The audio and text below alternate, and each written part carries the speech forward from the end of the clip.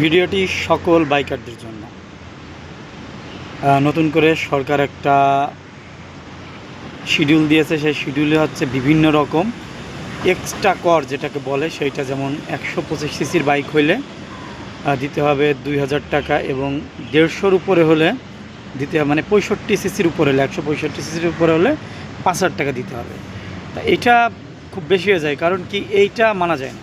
এই জন্যই যে আমরা সবাই কর দিই, মানে ট্যাক্স দিই, রোড ট্যাক্স দিই, তারপরেও যদি এক্সট্রাভাবে প্রতি বছর এত টাকা দিতে হয় তাহলে তো মানুষ পারবে না। কারণ বাইক এখন শৌখিন না, বাইক কিন্তু মানুষ জীবিকার তাগিদে এখন বাইক চালায়। এক জায়গা থেকে যেতে হলে, এক জায়গা থেকে আসতে হলে আগে মানুষ শৌখিনভাবে গাড়ি চালাতো, সপ্তাহে 1 দিন 2 দিন হয়তো রাস্তায় রাখতো, মানে ঘরে রাখতো, রাস্তায় আসতো। তো আসলে যারা বাইকার আছেন তারা নিজেদের জায়গা থেকে সরকারের কাছে অনুরোধ করেন যাতে এই ধার্যটা না করা হয়, এই করটা।